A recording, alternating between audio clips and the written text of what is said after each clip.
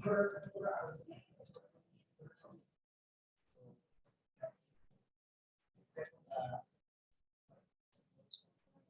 ঠিক আছে, শুনতে পাচ্ছ সবাই?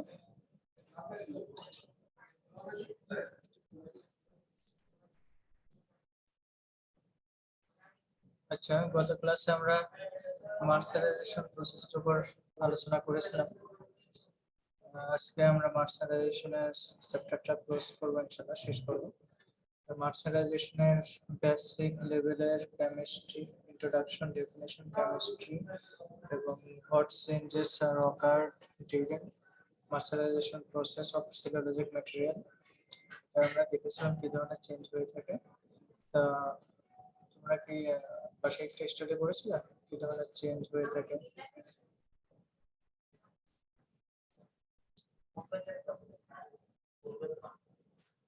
বলেছে তো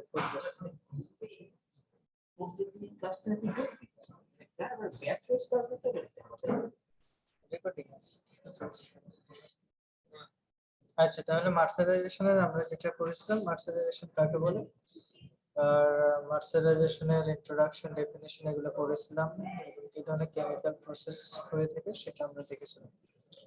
তারপর আজকে আমি একটু রিভিউ করি প্রথম থেকে, জাস্ট 10 মিনিটসের মধ্যে আমি রিভিউটা করবো। গত ক্লাসে মার্সারাইজেশন প্রসেসটা ছিল, এটা যদি হিস্টরিটা বলি তাহলে জন মার্সার নামক একজন ক্যালিওগ্রাফিক, এটাকে অনেকে কি বলে, ক্যালিকো প্রিন্টার। উনি প্রথম হচ্ছে 1844 সালে কনসেন্ট্রেটেড কস্টিক সোডা সলিউশনে সেলুলোজিক মেটালকে ট্রিট করেন এবং উনি দেখেন যে বেশ কিছু চেঞ্জ পান। সেক্ষেত্রে দেখা যাচ্ছে যে স্ট্রেংথ ডেভেলপ করতেছে, লাস্টার ডেভেলপ করতেছে এবং সোয়েলিং প্রপার্টিজ ডেভেলপ করতেছে। এটা উনি শুধু কস্টিক সোডার না, সাথে আরো কিছু অ্যাসিড এবং আদার্স কেমিক্যাল দিয়ে উনি সেলুলোজিক মেটালকে ট্রিট করেন এবং দেখেন যে এখানে কিছু চেঞ্জ হচ্ছে। চেঞ্জগুলো কি, সোয়েলিং হচ্ছে এবং মলিকুলার ওরিয়েন্টেশনটা চেঞ্জ হচ্ছে, ম্যাটেরিয়ালের যে ওভাল যে শেপটা চেঞ্জ হয়ে রাউন্ড অথবা ওভাল একটা হচ্ছে, আর পাশাপাশি স্ট্রেংথ, লার্সার এগুলো ডেভেলপ হচ্ছে। এবং উনি ওনার নামানুসারে উনি 1850 সালে এটাকে প্যাটেন্ট করেন এবং ওনার নামানুসারে এই প্রসেসটার নামকরণ করা হয় মার্সারাইজেশন। আচ্ছা, মার্সারাইজেশন একটা chemical process. We can apply concentrated alkali at ambient temperature like as room temperature with tension. It increases the soilic properties, larger strength of cellulosic material. This process is called mercerization. এটা আমরা definition করছিলাম যখন আমরা concentrated অথবা গাঢ়ত্বের alkali আমরা ফ্যাব্রিকটাকে অথবা মেটালটাকে টানটান অবস্থায় রেখে নর্মাল রুম টেম্পারেচার আমরা ট্রিট করি, তখন এই ধরনের প্রপার্টিস, লার্জার সোয়েলিং প্রপার্টিস এবং স্ট্রেংথ এগুলো ডেভেলপ হচ্ছে। এই প্রসেসটাকে আমরা বলতেছি মার্সারাইজেশন। আচ্ছা, হিস্টরিটা বললাম এবং 1850-এর পরে 1890 সালের দিকে হরাস লুই উনি প্রথম দেখেন যে অ্যালকালি দ্রবণে যদি আমরা সেলুলোজিক মেটালকে ট্রিট করি, তার সেক্ষেত্রে যদি টেনশন, আন্ডার টেনশনে ট্রিট করি, তাহলে সেক্ষেত্রে স্ট্রেংথ এবং সোয়েলিং প্রপার্টিসের পাশাপাশি হচ্ছে ব্রাইটনেস বাড়তেছে, লার্সার উজ্জ্বলতা বাড়তেছে। এবং উনি এটা 1890 সালে উনি এটা দেখেন। মাইক্রোস্কোপিক ভিউতে সেলুলোজিক ম্যাটেরিয়ালে দেখা যাচ্ছে যে কিডনি শেপ অথবা চ্যাপ্টার শেপের সেলুলোজিক ম্যাটেরিয়ালগুলো এটা হচ্ছে ওভাল অথবা রাউন্ড শেপ হয়ে যাচ্ছে। এবং রাউন্ড শেপ যখন হচ্ছে সেক্ষেত্রে হচ্ছে রাফ সারফেস থেকে রাউন্ড অথবা গোলাকার সারফেসের রিফ্লেকশন প্রপার্টিস বেশি থাকে, যেখানে ব্রাইটনেস অথবা উজ্জ্বলতা বাড়ে।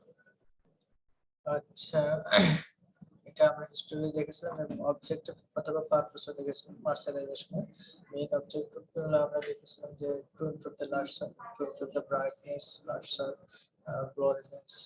গ্লসিনেস, তারপর হচ্ছে to improve, to increase the strength, to increase the swelling properties অথবা absorption properties, capability, type pickup capability, এগুলো আমরা হচ্ছে main properties of mercerization process.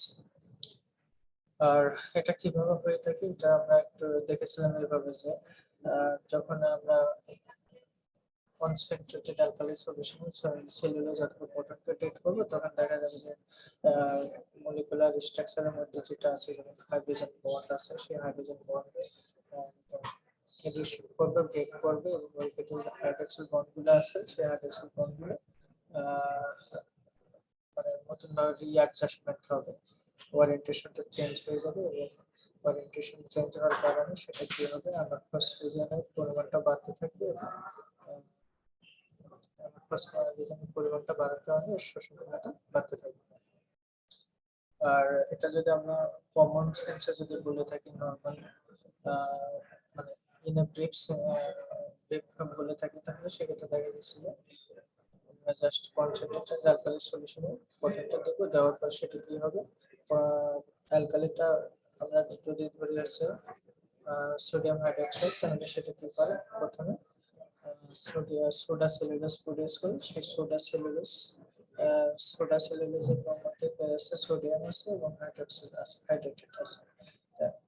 এটা জাস্ট হচ্ছে ফাইবারের স্পয়েলিং প্রপার্টিজ বাড়ায় এবং ইন্টারনাল মলিকুলার ওরিয়েন্টেশনটা, স্ট্রাকচারটা ক্রিস্টালাইন এবং অ্যামারফাস রিজিয়নের ওরিয়েন্টেশনটা চেঞ্জ করে দেয়, নতুন শেপ শেপ করে, যে কারণে এটা রাউন্ড শেপ হয়, ওভাল আকৃতির হয় অথবা ওভাল আকৃতির হয় এবং পাশাপাশি অ্যাবজর্বেন্সি ক্যাপাবিলিটি অথবা ফাইবারের ইন্টারনাল স্পেসিফিক ভলিউমটা বেড়ে যায়, যে কারণে শোষণ ক্ষমতা বেড়ে যাচ্ছে, পিকআপ পার্সেন্টেজ অথবা পিকআপ ক্যাপাবিলিটি বেড়ে যাচ্ছে।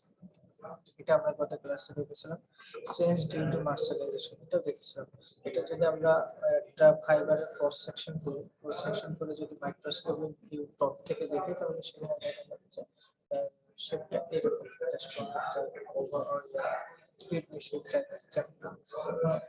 এটাকে যখন আমরা হচ্ছে অ্যালকালি দ্রবণ এটা ট্রিট করি, তখন হাইড্রোজেন এবং হাইড্রোক্সিল একটা ওরিয়েন্টেশন হয় সেলুলার ভিতর, হাইড্রোজেন বন্ড ভেঙে যায়, হাইড্রোক্সিল বন্ডের পরিমাণে ক্রিস্টালিটি রিজিয়নটা হচ্ছে রিশিফট হয়।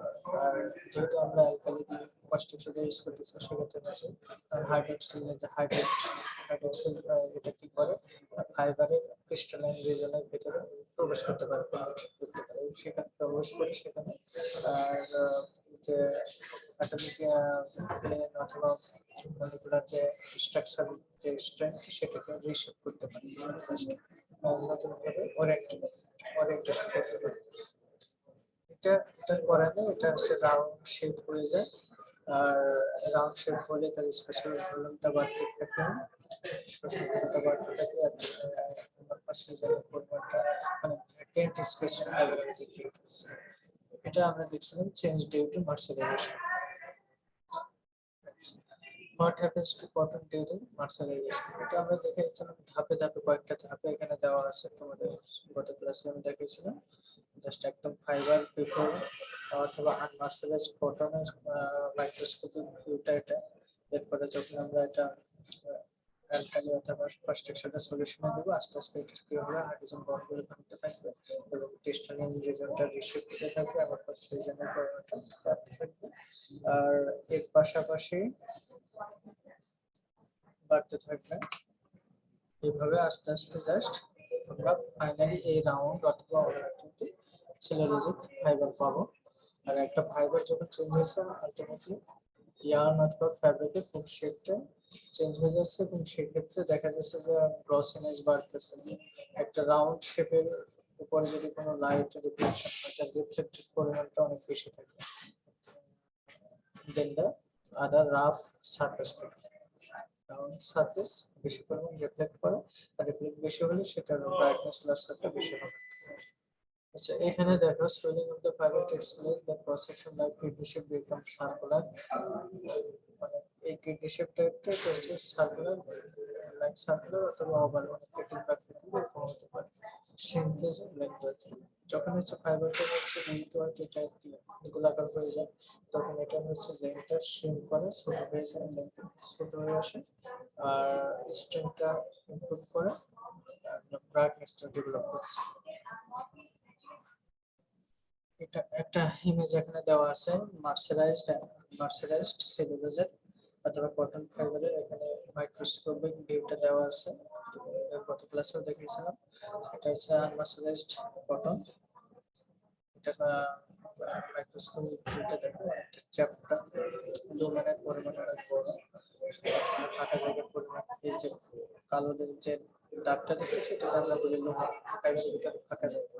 ইয়ার ইয়ার হলে ইয়ার, এটাকে কি বলে, এয়ার পকেটের মতো একটা। আর এটাই যখন আমরা মার্সারাইজ করতেছি অ্যালকালি দিয়ে প্লাস্টিক শেপে দিই, তখন এটা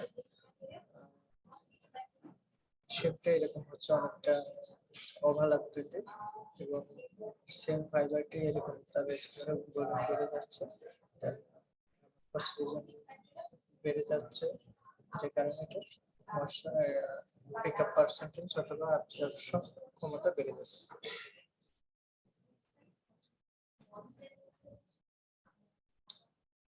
What happens in jet cotton? এই ঘুরে ফিরে একই কথা। After swimming, sodium hydroxide slowly penetrate amorphous face of the fiber. যখন আমরা কি করবো, সুইলিং হয়ে যাবে, সুইলিং হওয়ার পরে তখন হচ্ছে সোডিয়াম হাইড্রক্সাইড এটা ফাইবারের ভিতরে মানে প্রবেশ করে।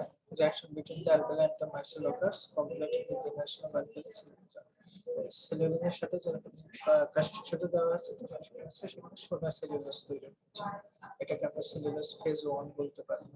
এরপরে আবার আমরা কি করবো, সেখানে হচ্ছে ফেজ 2 হবে, একটু মার্সারাইজড কটন যেটা at higher concentration the hydrate column is smaller.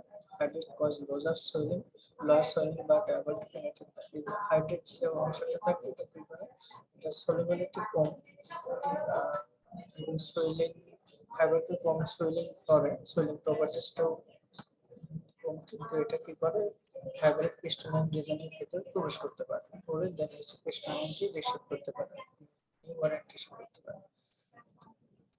Such changes are capable of inducing important structural modification in fiber structure. এবং এটা কি করে, হাইড্রেট এটা ক্রিস্টালাইন রিজনের ভিতরে প্রবেশ করার কারণে এটা ইম্পর্টেন্ট স্ট্রাকচারাল মডিফিকেশন হয় ফাইবারের স্ট্রাকচারে। আমি এটার আগে ফাইবারের অ্যামরফাস রিজন এবং ক্রিস্টালাইন রিজনটা এটা তোমাদেরকে একটু রিমাইন্ডার করার জন্য একটু দেখায় নিয়ে আসি, যদি না বুঝতে পারো।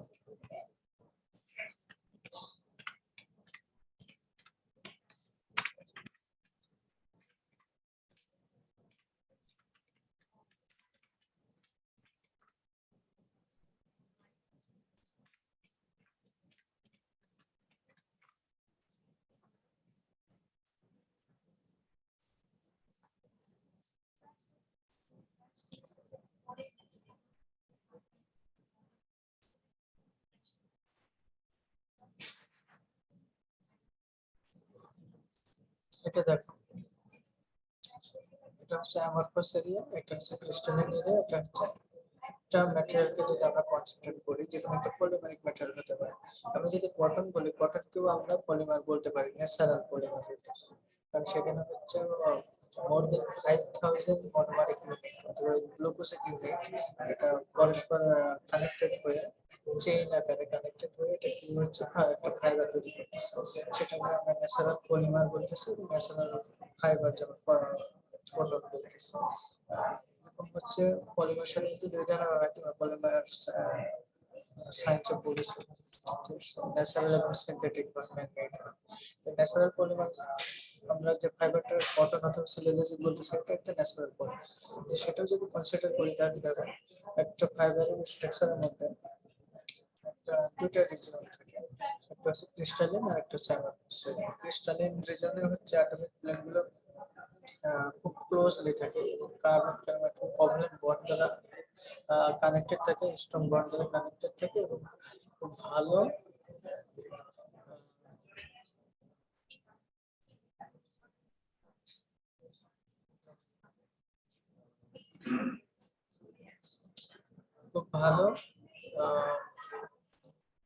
একে অপরের সাথে খুব ক্লোজলি কানেক্টেড থাকে এবং প্যারালালি থাকে, অ্যাটমিক প্লেনগুলো খুব প্যারালালি। ফার্স্ট রিজনের অ্যাটমগুলোর মোটামুটি এই বন্ড ক্রিয়েশনের মাধ্যমে থাকে একবারের সাথে, সেখানে হচ্ছে অ্যাটমিক প্লেনগুলো প্যারালালি থাকে না, এলোমেলো অবস্থায় থাকে এবং সেখানে ফ্রি স্পেস ভ্যাকেন্ট প্লেসের পরিমাণ বেশি থাকে। এটা হচ্ছে ক্রিস্টালিন এবং অ্যামারফাস রিজন। যে কোনো ম্যাটেরিয়ালের ক্ষেত্রে এই দুইটা রিজন আমরা যদি কনসিডার করি, এবং এই ক্রিস্টালাইন রিজনের উপরে একটা ম্যাটেরিয়ালের হচ্ছে স্ট্রেংথ ডিপেন্ড করে এবং তার ইলিংগেশন প্রপার্টিজ ডিপেন্ড করে। ক্রিস্টালিনিটি যত বেশি হবে তার ইলিংগেশন প্রপার্টিজ তত কম হবে, ইলাস্টিসিটি ইলাস্টিক প্রপার্টিজ কম হবে। আর অ্যামারফাস রিজন যত বেশি হবে তার ইলিংগেশন প্রপার্টিজ বেশি হবে এবং স্ট্রেংথ কম হবে। আর যে ম্যাটেরিয়ালের হচ্ছে অ্যামারফাস রিজনের পরিমাণটা বেশি থাকে তার হচ্ছে ময়েশ্চার অথবা ওয়াটার ডাই যে কোনো মলিকুল অ্যাবজর্ব অথবা শোষণ করার ক্ষমতা বেশি থাকে। আর যদি অ্যামারফাস রিজন কম থাকে তাহলে শোষণ করতে কম থাকে। এটির উপরে ডিপেন্ড করতেছে আমাদের আসলে টেক্সটাইল ম্যাটেরিয়ালটা স্ট্রেংথ কেমন, তার শোষণ ক্ষমতা কেমন, তার টাইম কিভাবে করা হবে, রং কিভাবে করা হবে, কোন প্রসেসে করা হবে, এগুলো ডিপেন্ড করতেছে স্ট্রাকচারের উপর, আমার কাছে ক্রিস্টালিন রিজনের উপর। যেমন আমরা যদি কটন কনসিডার করি তাহলে সেখানে দেখি যে কটনের ময়েশ্চার রেটিং হচ্ছে 8.5%। নর্মাল অথবা অ্যাম্বিয়েন্ট কন্ডিশনের টেম্পারেচার যদি রাখি তাহলে অ্যাটমসফিয়ার থেকে 8.5 কেজি, ধরো 100 কেজি কটন রাখলাম, 8.5 কেজি সে পানি অ্যাবজর্ব করতে পারে ময়েশ্চার রিলেটেড। আর যদি এরকম হয়, যদি পলিস্টার ফাইবার থেকে সেম টেম্পারেচার কন্ডিশনে রাখি তাহলে সেটা কি করে 0.4% ময়েশ্চার রিলেট করে। তারপরে পলিস্টার ফাইবারের এই অ্যামারফাস রিজনের পরিমাণটা অনেক বেশি, ক্রিস্টালিনিটি অনেক হাই, আর এই অ্যামারফাস রিজনের পরিমাণ অনেক কম, যে কারণে হচ্ছে ময়েশ্চার রিলেনটা কম করে। আর ময়েশ্চার রিলেনের উপরে ডিপেন্ড করতেছে কমফোর্টনেস, এই জন্য সুতি কাপড়ের কমফোর্টনেসটা অনেক বেশি।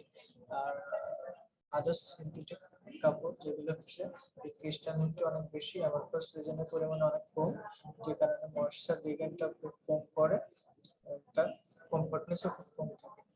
এটা গেল হচ্ছে একটা ম্যাটেরিয়ালের অথবা একটা টেক্সটাইল ফাইবারের অ্যামারফাস এবং ক্রিস্টালিন রিজনের ব্যাপার। এবং এই ক্রিস্টালিন রিজন অ্যামারফাস রিজনের এটার কি চেঞ্জ হয়, এটাই যে চেঞ্জ হচ্ছে আমাদের হচ্ছে মার্শালাইজেশন প্রসেসের কারণে, সেই জিনিসটা দেখানোর জন্য এই টার্মটা এখানে আমি একটু বলে রাখলাম, ধারণা দিয়ে রাখলাম। তাহলে আসুন cellulose 1 to cellulose 2. The native form of cellulose which occurs in contains other natural cellulosic fibers is known as cellulose 1. আমরা যে কোনো একটা এটাকে নরমাল একটা সেলুলোজ স্ট্রাকচারটাকে আমরা সেলুলোজ 1 বলতেছি। এটাকে যখন আমরা কি করব, অ্যালকালি সলিউশনে ট্রিট করি তখন সেটা সুগার সেলুলোজে কনভার্ট হয়ে যাবে এবং এটাকে আমরা সেলুলোজ ফেজ 2 বলবো। সেখানে কি হবে, এই জাস্ট হচ্ছে ক্রিস্টালাইন এবং অ্যামারফাস রিজনের ডিজেনারেশন হবে, ভবিষ্যৎভাবে আবার মানে চেঞ্জ হবে, ক্রিস্টালাইনটি চেঞ্জ হবে, অ্যামারফাস চেঞ্জ হবে, যে কারণে এই সেকেন্ড ফেজটাকে আমরা সেলুলোজ 2 ফেজ বলতেছি অথবা সুগা সেলুলোজ এভাবে বলতে পারি। কেমিক্যাল রিঅ্যাকশনটা দেখুন, এটা হচ্ছে সেলুলোজের স্ট্রাকচার। এটাকে যদি আমরা অ্যালকালির সাথে বিক্রিয়া করি বা সোডিয়াম হাইড্রোক্সাইডের সাথে, তাহলে এখানে কি হচ্ছে OH, এখান থেকে জাস্ট হচ্ছে হাইড্রোজেনটা রিপ্লেস হয়ে যাচ্ছে, এরপর সোডা সেলুলোজ হচ্ছে, অ্যালকালিন সেলুলোজ হচ্ছে, এরপরে আবার যখন এটাকে আমরা পানি থেকে তখন হাইড্রেট আবার যাচ্ছে সেলুলোজের সাথে যুক্ত হচ্ছে, সেখান থেকে আবার সেলুলোজ ফেজ 2 হচ্ছে। এইভাবে কন্টিনিউয়াসলি আমরা কি করতে পারি, অ্যালকালির মাধ্যমে সোডা সেলুলোজ ফর্ম করি এবং সেখানে অ্যালকালিটা ফাইবারের ওরিয়েন্টেশনটা, মলিকুলার ওরিয়েন্টেশনটা রিশেপ করতে পারে, চেঞ্জ করতে পারে। Effect of মার্শালাইজেশন।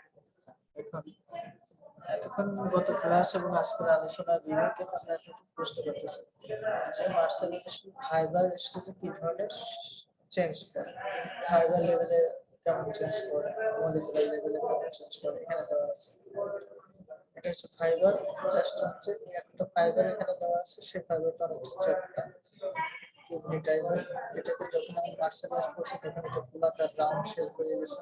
আবার মলিকুলার চেঞ্জটা কি হচ্ছে, জাস্ট এই ক্রস সেকশনাল মাইক্রোস্কোপের ভিউটা যখন দেখতেছি সেখানে আবার চেঞ্জ হচ্ছে, চেঞ্জ হয়ে চ্যাপ্টা কিউবনি শেপ থেকে ওভাল অথবা রাউন্ড শেপ হচ্ছে। কেমিক্যাল চেঞ্জটা হচ্ছে যেমন হাইড্রোজেন বন্ড ভেঙে যায়, নতুন অমরফস রিজিয়ন প্রডিউস হচ্ছে এবং সেখানে ক্রিস্টালাইন রিজনে হাইড্রোক্সি গ্রুপ পেনিট্রেট হচ্ছে এবং সেখানে ক্রিস্টালাইন থেকে রিশেপ করতেছে। আচ্ছা, মেকানিক্যাল চেঞ্জ হচ্ছে এটা হচ্ছে effect of mercerization. Change due to mercerization fibre লেভেলে কি হয়, মলিকুলার লেভেলে কি হয়, কেমিক্যাল চেঞ্জে কি হয়, তারপর হচ্ছে মেকানিক্যাল চেঞ্জে কি হয় একটু আগে বলবো। যেমন হচ্ছে মলিকুলার হাইড্রোজেন বন্ড রিঅ্যাডজাস্টমেন্ট, হচ্ছে ওরিয়েন্টেশন প্যারালাইজেশন।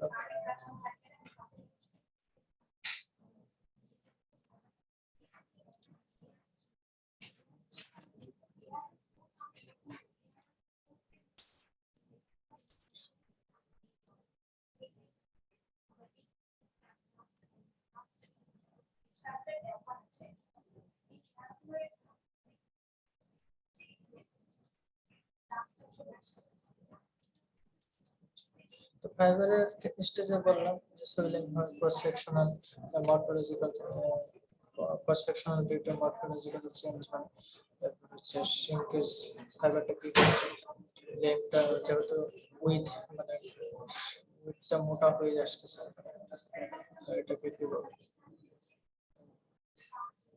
ডায়াটা মোটা হয়ে আসতেছে, তার মানে কি লেন্থ শ্রিঙ্ক করতেছে, ছোট হয়ে আসতেছে, মলিকুলার লেভেলে হাইড্রোজেন বন্ড ভেঙে যায়, রিঅ্যাডজাস্টমেন্ট হচ্ছে, ওরিয়েন্টেশন চেঞ্জ হয়ে যাচ্ছে আমার ফার্স্ট রিজন।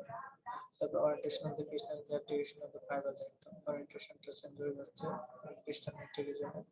আচ্ছা, chemical changes increase rate of reaction in hydrolysis and oxidation, elevation heat during the constitutive, increase the alkali absorption, of iodine.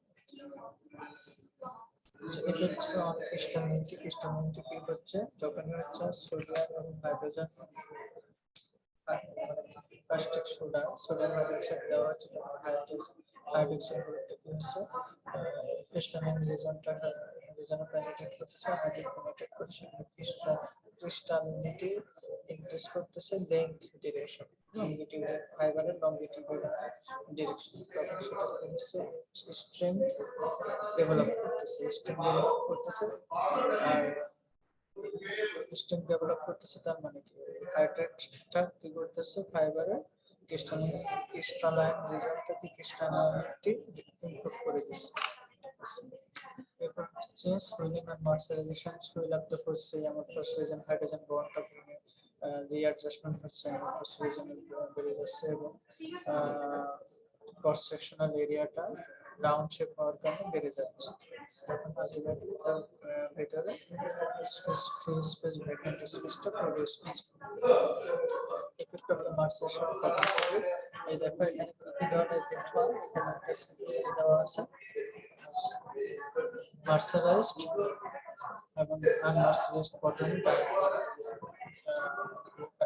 Colour দিয়ে এটা ডাইভার দুটো ফেব্রিক নেওয়া আছে, মার্সারাইজড স্যাম্পল মার্সারাইজড স্যাম্পল দেওয়া আছে, তারপর দুটো ফেব্রিক আছে, একটা মার্সারাইজড পোর্শন আর একটা আনমার্সারাইজড পোর্শন। সেম শেপ পার্সেন্টেজে দেখা যাচ্ছে যে মার্সারাইজড কটন পার্টটা হচ্ছে বেশি পরিমাণ ডাইনামিক অবজেক্ট করছে। এটা হচ্ছে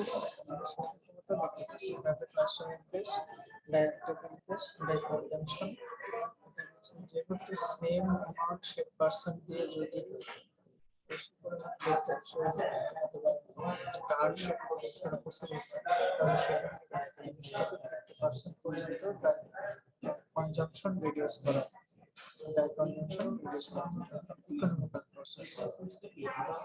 স্ট্রেংথ বৃদ্ধি পাচ্ছে, স্ট্যান্ডার্ড রিগেইন ইনক্রিজ করা যায়, ফসফেট বাড়তেছে, আলটিমেটলি তাহলে তবে ময়েশ্চার রিগেইন এটা ক্যাপাবিলিটি বাড়বে। Fibre cross section increase under round how it is done mercerization প্রসেসটা এটা আমি গত ক্লাসে বলেছিলাম, আবার একটু জাস্ট হচ্ছে মেশিনে ফ্যাব্রিকটা করে আন্ডার টেনশনে রেখে অ্যালকালি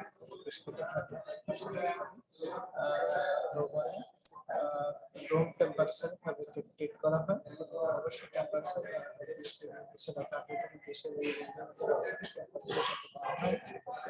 লাস্ট সাইড এটা রিডিউস আমাদের কি করতে হবে, এটার একটা ভিডিও আমরা করতে আসি।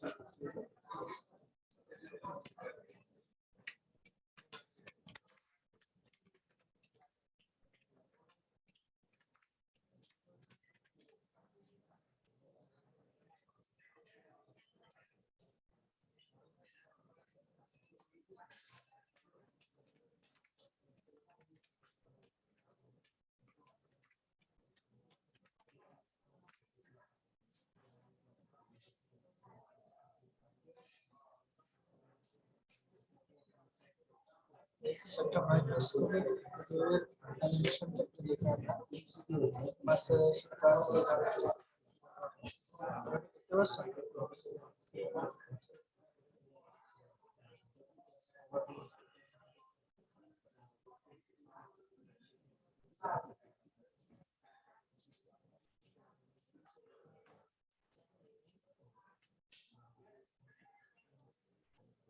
It's a concentrated alkali solution of diabetic under tension treat করা হয়। যে মার্সারাইজেশন বাত আছে সেই বাতের মধ্যে তারপরে চালনা করা হয়। বাতের থেকে রাখার অথবা টেস্ট করার টাইম হচ্ছে টেস্ট থেকে 90 সেকেন্ড, নর্মালি টেস্ট থেকে 60 সেকেন্ড টেস্ট করবে। এই সময়ের মধ্যে কেমিক্যাল অথবা মরফোলজিক্যাল যে চেঞ্জটা আছে, কেমিক্যাল যে চেঞ্জ আছে সেই চেঞ্জটা হয়ে এটা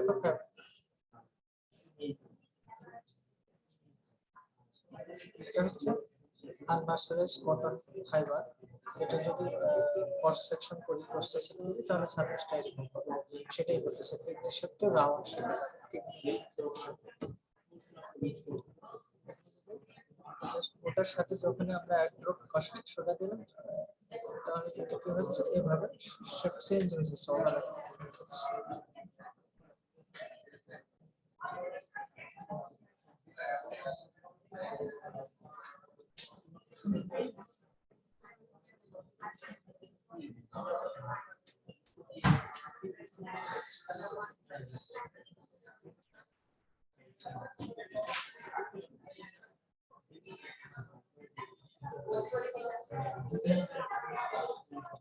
এটা এখানে বুঝাচ্ছে, ডিফারেন্সটা বুঝাচ্ছে।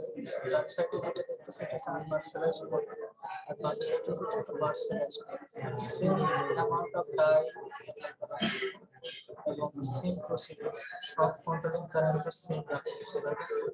এখানে ডিফারেন্সটা জাস্ট আমরা যে স্যাম্পলটা নিয়েছি এটা একটা মার্সারাইজ আর আনমার্সারাইজড, আদার্স সবকিছু সেম। একবার ডাই করে দেখা যাচ্ছে যে এটা আনমার্সারাইজড হচ্ছে ডাই পিকআপ ক্যাপাবিলিটি অথবা পার্সেন্টেজ অনেক কম মার্সারাইজড কটনের থেকে। সেম ডাইস পরিমাণ দিয়ে আমরা হচ্ছে ডেভেলপ কালার শেড প্রডিউস করতে পারি মার্সারাইজেশন মাধ্যমে। এর গ্লসিনেস ব্রাইটনেসটা দেখো, ফাইবারের হচ্ছে মরফোলজিক্যাল স্ট্রাকচারটা দেখো, রাউন্ড শেপ, আর এটা কেমন এই ফিজিক্যাল অথবা মরফোলজিক্যাল সেন্সটা এখানে হয়ে আসতেছে।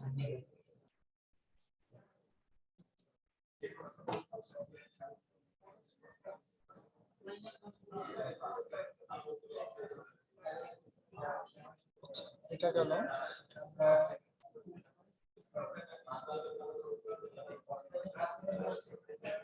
আরেকটা ভিডিও দেখে তোমাদের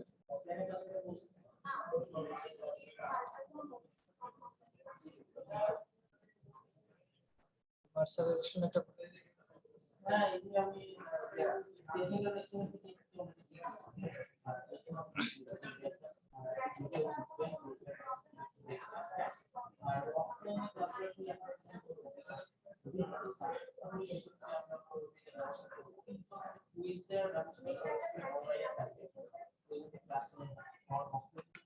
তার মানে হচ্ছে ক্রস সেকশন বা ইন্টারেস্ট হয় প্রসেসরটা সার্কুলার শেপে চলে আসে 40 থেকে 50%। ক্রস সেকশনটা অথবা এটা এগুলো ভলিউমটা এরিয়াটা বাড়ে এবং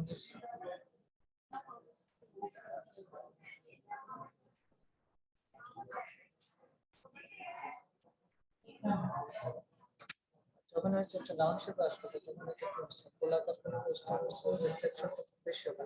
রাউন্ড সারফেস থেকে রাউন্ড সারফেসটা বেশি পরিমাণ রিফ্লেকশন হবে। এই রাফ সারফেসে দেখা যাচ্ছে যে রিফ্লেকশন বেশি পরিমাণ বিক্ষিপ্ত হয়ে যায়। এই জন্য হচ্ছে যখন হচ্ছে রিফ্লেকশনটা বেশি হচ্ছে আলটিমেটলি ওটা আমাদের কাছে ব্রাইট অথবা লাক্সারাস মনে হচ্ছে।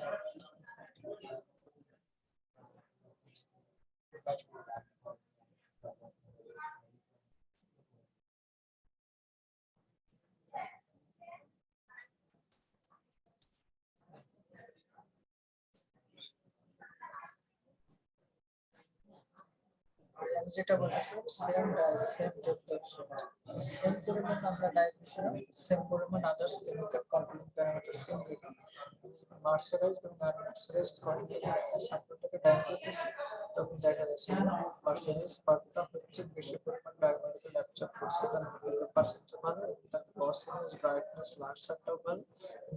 এটা যদি আমরা স্ট্রিংগুলো টেস্ট করি তাহলে দেখা যাবে যে মার্সারাইজড ফ্যাব্রিক থেকে মার্সারাইজড ফ্যাব্রিক টেস্টটা অনেক বেশি।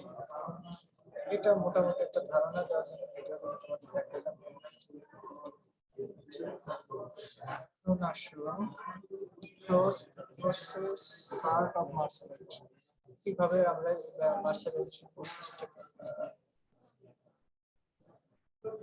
পারফর্ম করবো অথবা অথবা ফ্যাব্রিকটা যে রোল থেকে সেটাকে আমরা চেক করে মেশিনের স্পিড প্রসেসটাকে এটা পর এরপর আমাদের কাস্টমার ডজন করতে হবে। তারপর আমাদের রুম টেম্পারেচার অবশ্যই আমরা যত কম রাখতে পারবো তত ভালো। Normal water wash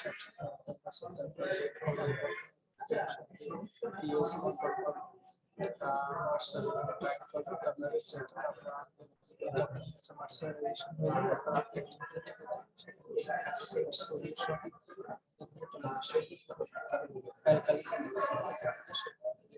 eco friendly health hazardous হবে, তারপর এনভায়রনমেন্ট ফ্রেন্ডলি। এটা যদি আমরা এনভায়রনমেন্ট সেলে দিই তাহলে ওয়াইল্ড লাইফ অথবা হচ্ছে অথবা ওয়াটার যে মাইক্রো অর্গানিজম আছে সেগুলো ক্ষতিগ্রস্ত হবে। মার্সারাইজেশন শেষের সাথে সাথে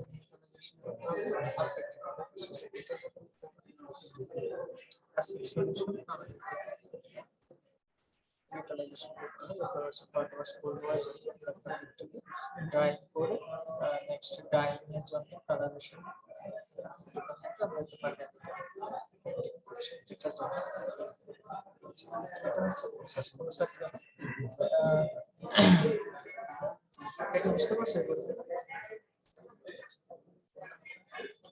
এখন দেখো মার্সারাইজেশন আর টু টাইপস। যে টেনশন টানটান অবস্থা রাখলে আমরা কি পাবো, তারপর যেটা হচ্ছে কি বলে 1890 সালে কি হয়েছে ফার্স্ট ওয়েভ অনুমোদিত জন মার্শালের থিওরির সাথে এক পর্যন্ত যদি টেনশনটা অ্যাড করে দেয় তাহলে ব্রাইটনেস বৃদ্ধি পাচ্ছে, লার্সার বৃদ্ধি পাচ্ছে। এটা আমরা কি করতে পারি, স্ল্যাক অবস্থা মানে একদম লুজ অথবা ফ্রি অবস্থায় আমরা টেক্সটাইলটাকে মার্শালাইজ করতে পারি, অথবা টেনশন রেখে আমরা টানটান অবস্থায় রেখে আমরা মার্শালাইজ করতে পারি। এটা ডিফারেন্স পাওয়া যায়, এটা হচ্ছে লার্সার। লার্সারটা রিপিট করবে, একটা হচ্ছে স্ট্রিংটার উপর কিছু ভেরিয়েশন। বেসিক্যালি লার্সারটা যেটা আমরা টেনশনে না রাখি, লার্সার অথবা উচ্চতা থেকে কম পাবো। আচ্ছা, টেনশন মার্শালাইজেশনের উদ্দেশ্যে এখানে দেওয়া আছে, সিলেক্ট উদ্দেশ্যে দেওয়া আছে, তুমি একটু দেখে নিও। তো সিলেক্ট মার্শালাইজেশন ক্ষেত্রে হচ্ছে properties to develop. So types of martialization, young formatory, late formatory, blood martialization, garbage formatory. So formal martialization, and central martialization. Type of hang martialization, just hang to the present.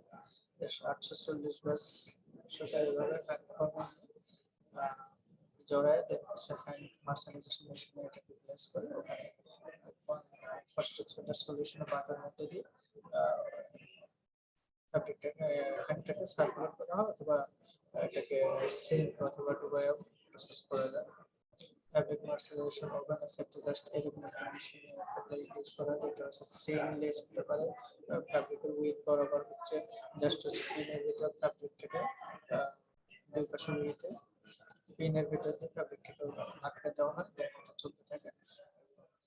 তিনটা বাদ থেকে alkali বাদ থেকে এই পাত্রের ভিতরে ফ্যাব্রিকটিকে move করানো হয় প্রতি মিনিটে 10 থেকে 15 মিটার পার মিনিট। ওই অ্যালকালি পাতের মধ্যে ফ্যাব্রিকের স্টে টাইমটা হচ্ছে 30 থেকে 90 সেকেন্ড, নর্মালি 30 থেকে 60 সেকেন্ডের মধ্যে রাখা হয়। আচ্ছা, এটা একটা মেশিন দেখো, ওভেনটা বেরিয়ে গেছে এরকম যে ফ্যাব্রিক মার্শালাইজেশন। একটা পিন টাইপের হয় দুই পাশে উইতে, অথবা সেন থাকে, অথবা সেন বেসে থাকে, অথবা রোলার টাইপের থাকে। রোলারের মাধ্যমে ফ্যাব্রিকটাকে চালনা করা হয়। ক্লিপ সিস্টেম মার্শালাইজেশন, এটা দেখো দুই পাশে ক্লিপ আছে। তারপর হচ্ছে নিট ওপেন উইথ টিউবলার, দুই ধরনের ফ্যাব্রিক নিট ফ্যাব্রিক মার্শালাইজেশন করা হয়।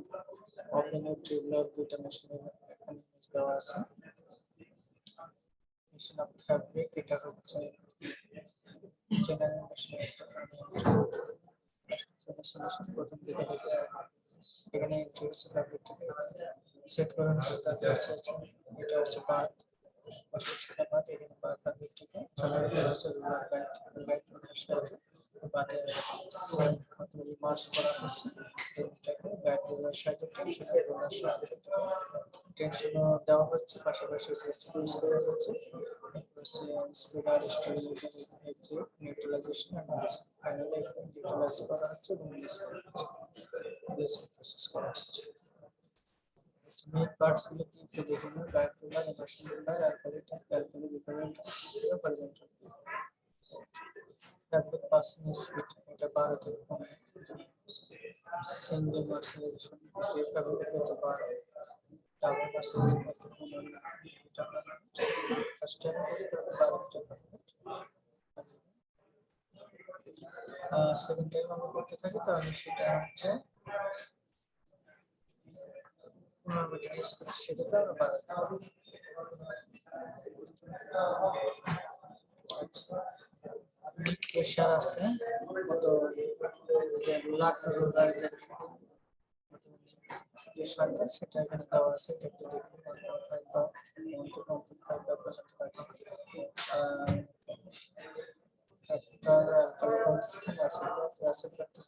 আমাদের এখানে যেটা দেখো এটা হচ্ছে নিউট্রালাইজেশন বাই।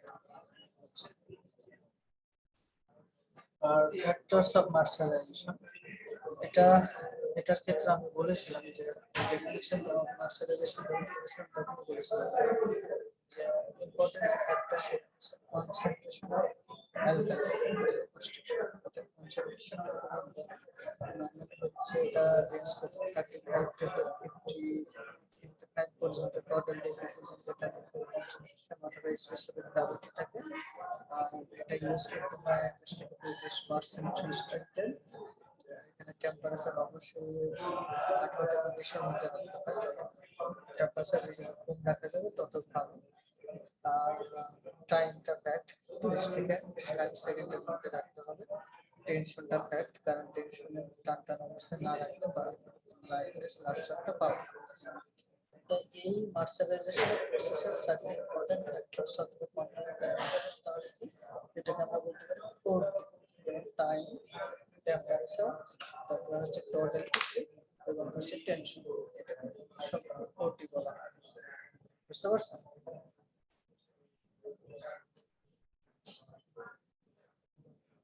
এটাই আমি যা বললাম দেখুন এখানে দেওয়া আছে। Difference of lustre value on alkali concentration, দেখো এখানে অ্যালকালি অথবা কস্টিক সোডার কনসেন্ট্রেশন বাড়ার সাথে সাথে কি হচ্ছে আমাদের ব্রাইটনেসটা অথবা লার্সারটা কিভাবে ফ্যাব্রিকে ডেভেলপ করতেছে। যেখানে জিরো কনসেন্ট্রেশন অ্যালকালি যদি না দেওয়া যায় সেখানে হচ্ছে ব্রাইটনেস লেভেল হচ্ছে 26। যখন আমরা কি করতেছি টোটাল ডিগ্রি হচ্ছে 20 রাখতেছি অ্যালকালি, সেক্ষেত্রে হচ্ছে কনসেন্ট্রেশন তখন হচ্ছে এটা 28।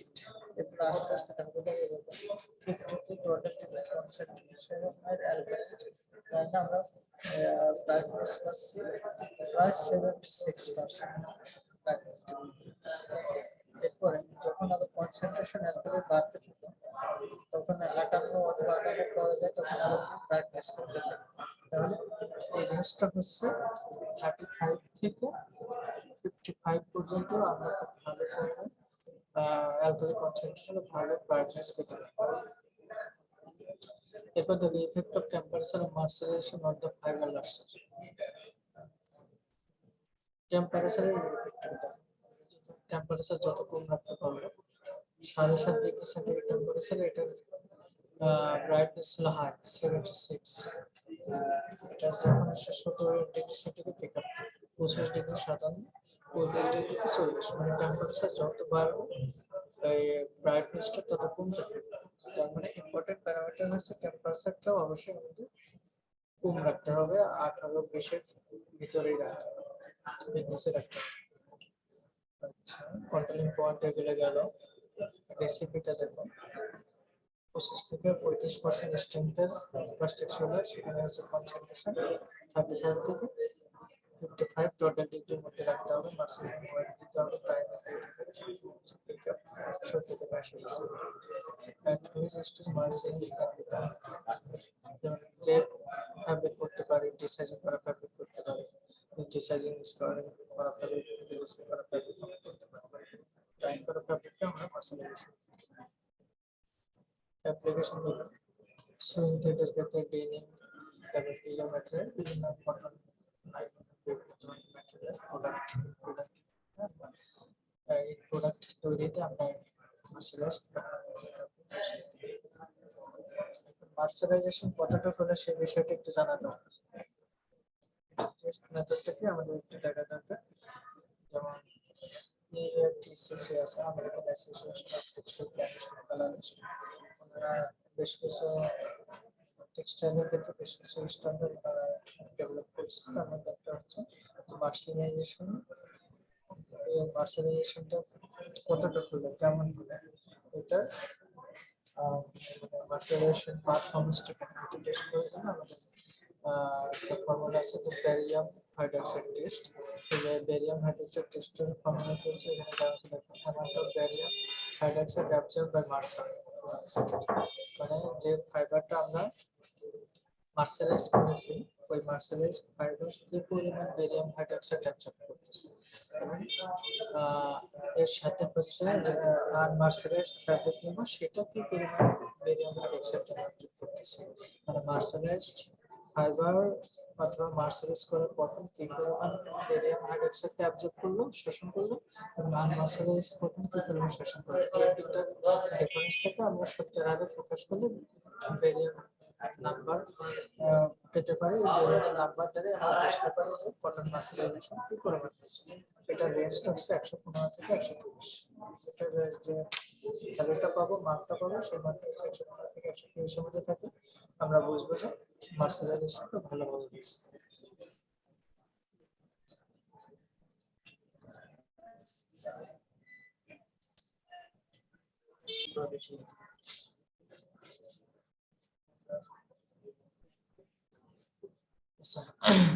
এটা গেল হচ্ছে টেস্ট ফর মার্সারাইজেশন। আর এই কথাটা এখানে দেওয়া আছে, যেমন 2 গ্রাম স্যাম্পল আমরা নিব, 30 বেরিয়াম হাইড্রক্সাইডের মধ্যে আমরা একটা 2 ঘন্টা রাখবো। রাখার পরে যদি আমরা দেখি যে আনমার্সারাইজড স্যাম্পলটা কি পরিমাণ বেরিয়াম হাইড্রক্সাইডটা অবজর্ভ করছে এবং মার্সারাইজড স্যাম্পলটা কি পরিমাণ, সেটা এই ফর্মুলা থেকে আমরা মার্সারাইজেশন ইফেক্টটা অথবা পারফরম্যান্স টেস্ট করতে পারি। আচ্ছা, অ্যাডভান্টেজ গুলো কি কি সেটা তো ওই অবজেক্টিভসে বলে আসছে, নার্সারি স্ট্রেংথ, ব্রাইটনেস, তারপর হচ্ছে অ্যাবজর্পশন, ক্যাপাবিলিটি ডেভেলপ করতেছে। লাস্টে যে পয়েন্টটা একটু আলোচনা করবো সেটা হচ্ছে এনভায়রনমেন্টাল কনসার্ন অথবা ইফেক্টিভ। সাধারণত অ্যালকালির কিছু এনভায়রনমেন্টের জন্য টক্সিক, এই কারণে এই প্ল্যান্টে অবশ্যই আমাদের এটিপি অথবা এফলুয়েন্ট ট্রিটমেন্ট প্ল্যান্টে এই যে এফলুয়েন্টটা ছেড়ে দেবো সেটাকে অবশ্যই ট্রিটমেন্ট করে নিতে হবে। অ্যালকালি হচ্ছে ওয়াইল্ড লাইফ এবং আর যে মাইক্রো অর্গানিজম আছে এগুলো যেন ক্ষতিকর, এবং অ্যালকালি যদি মাটিতে অথবা গার্মেন্টসে থাকে সেটা আমাদের হেলথের জন্য ক্ষতিকর। আর বেরিয়াম অ্যাক্টিভিটি নাম্বারের মাধ্যমে আমরা এর কি বলে বেরিয়াম অ্যাক্টিভিটি নাম্বারের মাধ্যমে আমরা একটা করতে পারি যে নিউট্রালাইজেশন প্রসেসটা কি পরিমাণ অ্যালকালি আছে কিনা সেটাও আমরা এখানে দেখতে পারি। বেরিয়াম হচ্ছে volume of hydrochloric liquid for blood transition, volume of mercerized cotton, that's unmercerized cotton. এই বিষয়টাকে আমরা mercerized cotton the value around semi mercerized cotton, মানে মার্সেলাইজড কটনের আমরা ভ্যারিয়ান নাম্বার অথবা কি বলে ব্যান্ড, শব্দটা ব্যান্ড, এটার মাধ্যমে আমরা বুঝতে পারি যে কি পরিমাণ মার্সেলাইজড হয়েছে, মার্সেলাইজ পারফরম্যান্সটা আমরা জানতে পারি। আর কি হতে পারে এটাই আর কি, জাস্ট আমরা আমাদের এই প্ল্যান্টটা অবশ্যই ট্রিটমেন্ট করে নিতে হবে আন্ডার গ্রাউন্ড ওয়াটার অথবা গ্রাউন্ড ওয়াটারে, এটাকে আমাদের একটা সেভে দেওয়ার আগে অবশ্যই ট্রিটমেন্ট করে নিউট্রালাইজেশন করে দিতে হবে। আচ্ছা, এই গেল মোটামুটি মার্সেলাইজেশনের উপরে যতটুকু দরকার আমরা মোটামুটি এতটুকু জানলে মার্সেলাইজেশন প্রসেসটা কেন করা হয়, কিভাবে করা হয়, এবং এর ভিতরে কি ধরনের মেকানিক্যাল অথবা মর্ফোলজিক্যাল চেঞ্জ হয়ে থাকে ফাইবারে, এবং কি কেমিক্যাল ইউজ হচ্ছে, কেমিক্যালের যে চেঞ্জটা কি হচ্ছে, সব বিষয়গুলো আমরা জানতে পারি। তো ঠিক আছে, আজকে এই পর্যন্তই। তোমাদের কোনো কোশ্চেন আছে?